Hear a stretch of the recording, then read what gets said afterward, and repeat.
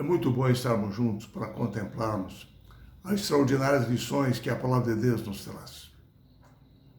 A lição dessa semana inicia com a imagem que Deus usou para descrever o seu relacionamento com o povo de Israel no Monte Sinai. O versório da lição dessa semana diz assim: vocês viram o que fiz aos egípcios, e como levei vocês sobre asas de águia, e os trouxe para perto de mim. Dois pontos se destacam nessa figura de linguagem. O primeiro deles é que, assim como a águia cuida dos seus filhotes, educando-os, protegendo sob suas asas, até que eles possam voar e atinjam a maturidade, assim também o Senhor os trouxera mediante atos poderosos do Egito, os conduzira ao deserto para ensiná-los a viverem como seu povo. Mas o segundo ponto extraordinário é que Deus diz: eu os trouxe para perto de mim. Deus não disse: eu os trouxe para o deserto, ou eu os levarei para Canaã, mas sim, eu os trouxe para perto de mim. Ou seja, a aliança de Deus com o povo de Israel devia ser uma aliança relacional. Durante o tempo em que haviam estado no Egito, eles haviam perdido a noção sobre o caráter, o amor e a bondade de Deus. E Deus desejava que esses conceitos todos fossem restabelecidos. Assim é que toda a proposta da aliança do Sinai era uma proposta de graça que deveria restabelecer na mente dos israelitas o verdadeiro Deus a quem eles estavam servindo. E o Senhor disse mais: vocês são a menina dos meus olhos. Deus ainda estabelece uma outra figura de linguagem. Deus se apresenta como o Gael, como um resgatador. Nos tempos bíblicos, havia o costume e a prática do Gael. Era um membro da família que comprava de volta, que resgatava alguém que havia sido vendido como escravo, por causa de dívidas, por causa de algum problema. E Deus diz: Israel não tinha parentes terrestres. Assim o Senhor agora se apresentava como seu resgatador. Mas Deus desejava resgatá-los mais do que da escravidão do Egito. O Senhor desejava resgatá-los do pecado, do desconhecimento a respeito de Deus. Porque no Egito eles haviam se esquecido da religião vivida por Abraão, Isaque e Jacó. Assim é que em Êxodo capítulo 13, verso 8, as Escrituras nos dizem que Deus desceu do céu e se apresentou como resgatador de Israel. Isto era uma prefiguração do resgate que Cristo faria um dia na cruz do Calvário em prol de toda a raça humana. Quando ao vir a essa terra, ele comprou para si os seres humanos de toda a tribo, nação, língua e povo. A aliança de Deus com Israel no Monte Sinai é a quarta lição que nós encontramos na Bíblia. Ela fazia parte do plano de Deus que ele desejava cumprir para resgatar toda a humanidade.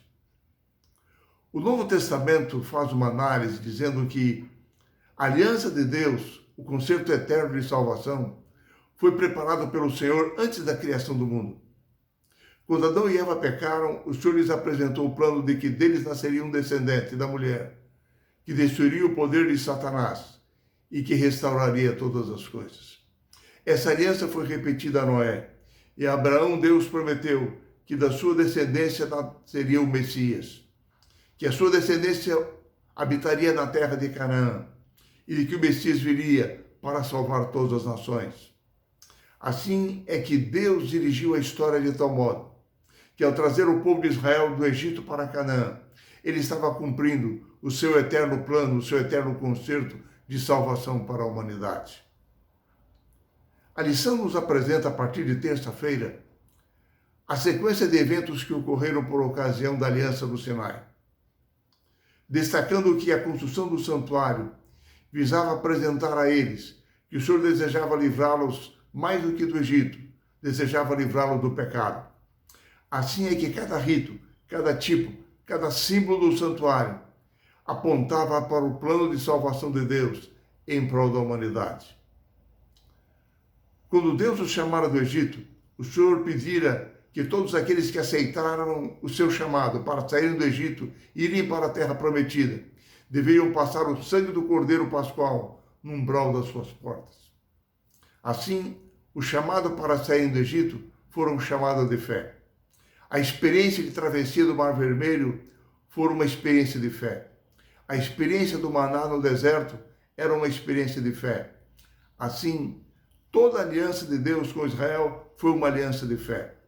A aliança no Sinai era uma aliança de fé. No início da aliança, em Êxodo capítulo 19, nós lemos, Deus diz, agora, pois, se ouvirem atentamente a minha voz e guardarem a minha aliança, vocês serão para mim um reino de sacerdotes e uma nação santa. Primeiro, o Senhor fez uma aliança pessoal, relacional, uma aliança de fé. E o papel deles era crer, aceitar. Depois é que o povo respondeu de que obedeceriam ao Senhor. E o verso 8 de Êxodo 19 diz, então o povo respondeu a uma, tudo que o Senhor falou, nós faremos. Há um texto nessa lição da semana que diz, nós não ganhamos a salvação pela nossa obediência, pois a salvação é um dom gratuito de Deus que recebemos pela fé. A obediência é o fruto da fé. Primeiro Deus fez uma aliança de fé, depois veio a resposta do povo, de que obedeceria. Aí então o Senhor concedeu os 10 mandamentos, que eram os princípios de vida, de acordo com o caráter de Deus, que devia ser cumprido pelo seu povo. Tudo deveria ter dado certo naquela aliança. Deus apresentou como uma aliança de graça, e o povo disse que iria cumprir. Mas por que houve tantos problemas naquela aliança? Porque ela não foi cumprida. O Novo Testamento nos faz uma análise do que aconteceu.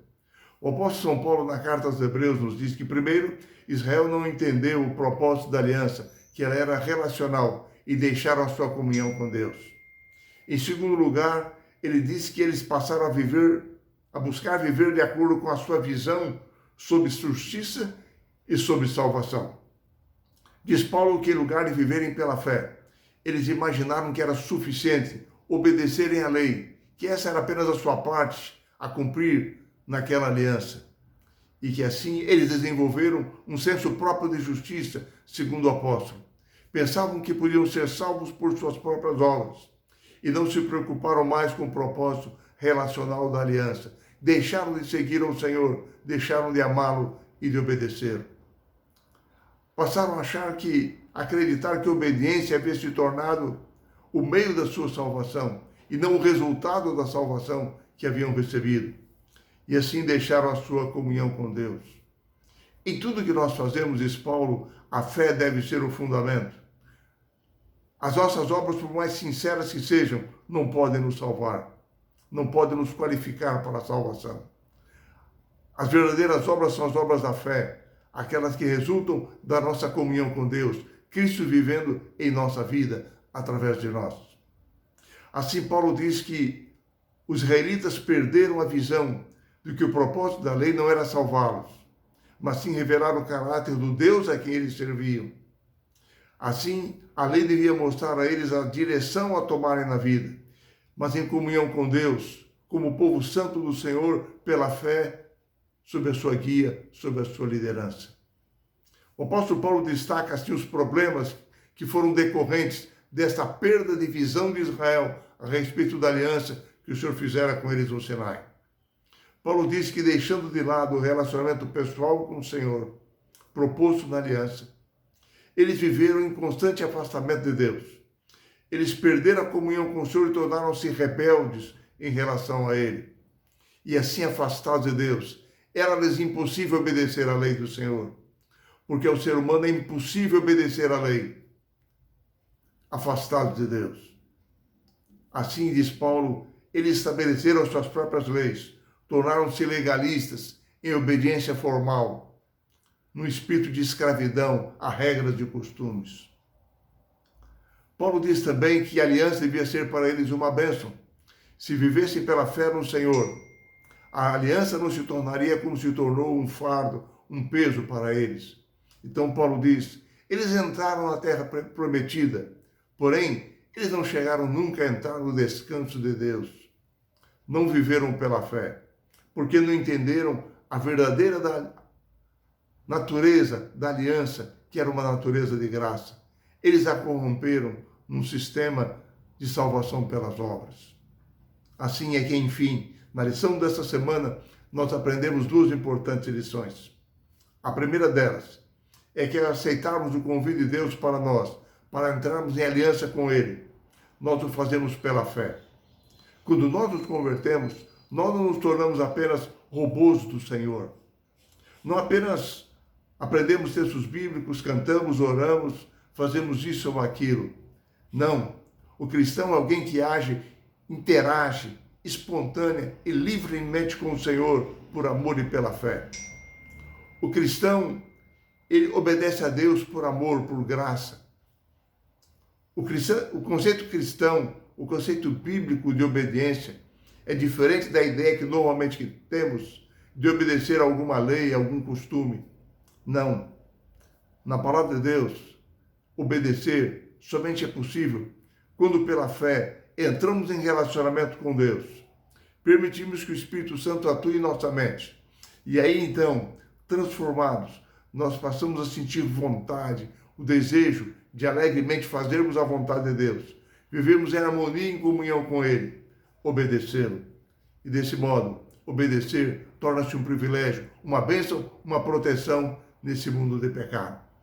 Que o Senhor nos abençoe para que eu e você sintamos a alegria da salvação, nos apeguemos a Jesus pela fé e com alegria obedeçamos a sua palavra.